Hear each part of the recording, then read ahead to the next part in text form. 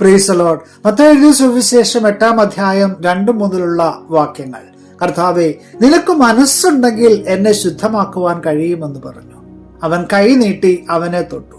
എനിക്ക് മനസ്സുണ്ട്, നീ ശുദ്ധമാക എന്ന് പറഞ്ഞു. ഉടനെ കുഷ്ഠം മാറി അവൻ ശുദ്ധമായി. അനുഗ്രഹിക്കപ്പെട്ട നല്ല ദിവസത്തിനായി നമുക്ക് സ്തോത്രം ചെയ്യാം. കർത്താവായ യേശുവിന്റെ അരികിലേക്ക് അനേകർ പല ആവശ്യങ്ങളുമായിട്ടാണ് കടന്നു വരുന്നത്. ചിലർ വചനം കേൾക്കുവാനായിട്ട് വരുന്നവരുണ്ട്. മറ്റു ചിലർ യേശുവിനെ വിമർശിക്കുവാൻ വരുന്നവരുണ്ട്.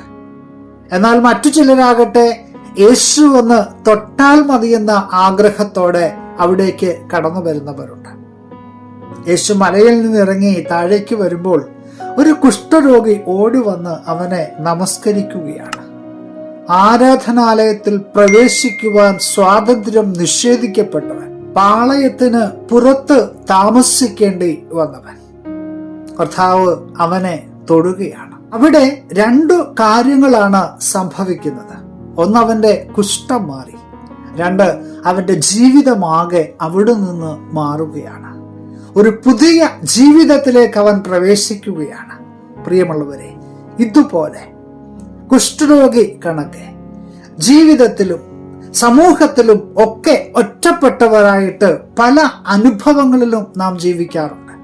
അപ്പോഴൊക്കെ നാം ഇങ്ങനെ മനസ്സുകൊണ്ട് വിചാരിക്കാറുണ്ടോ, ദൈവമേ, ആരുമില്ലല്ലോ ഒന്ന് സഹായിക്കാൻ. ഇത്തരത്തിലുള്ള ഏകാന്തമായ ഒറ്റപ്പെടലിന്റെ ഒക്കെ സാഹചര്യങ്ങളിൽ നിന്റെ ജീവിതത്തെ കർത്താവിന്റെ കരങ്ങളിലേക്കൊന്ന് സമർപ്പിക്കുവാൻ തയ്യാറായാൽ അവൻ നിന്നെ തൊടുമെന്നുള്ളത് നിശ്ചയമായ കാര്യമാണ്. മാസങ്ങളായിട്ട് രോഗക്കിടക്കയിലാണോ, രോഗത്തിന്റെ പ്രയാസത്തിലാണോ, എൻ്റെ കർത്താവിന്റെ കരങ്ങളിലേക്ക് ആ ജീവിതത്തെ ഒന്ന് സമർപ്പിച്ചാട്ടെ. വിശ്വസിച്ചുകൊണ്ട്, അവനിൽ മാത്രം ആശ്രയിച്ചുകൊണ്ട് ദൈവസന്നിധിയിൽ പ്രാർത്ഥിച്ചു കഴിഞ്ഞാൽ അവന്റെ അനുഗ്രഹങ്ങൾ, അവന്റെ സ്പർശനം നമുക്കൊരു സൗഖ്യത്തിന്റെ അനുഭവമായി മാറുവാൻ ഏറെ താമസമുണ്ടാവുകയില്ല. യെസ്, അവനിൽ വിശ്വസിക്കുക മാത്രം ചെയ്യുക.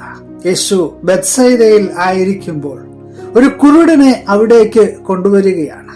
മർക്കോസ് എഴുതിയ സുവിശേഷം 8-ാം അധ്യായം അതിന്റെ 25-ാം വാക്യത്തിൽ നാം ഇങ്ങനെ വായിക്കുന്നു: പിന്നെയും അവന്റെ കണ്ണിന്മേൽ കൈവച്ചാറെ അവൻ സൗഖ്യം പ്രാപിച്ചു.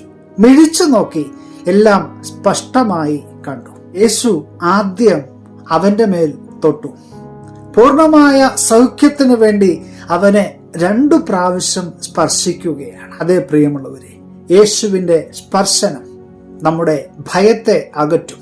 പൂർണ്ണമായിട്ട് ദൈവകരങ്ങളിലേക്ക് നമ്മുടെ ജീവിതത്തെ സമർപ്പിക്കാം.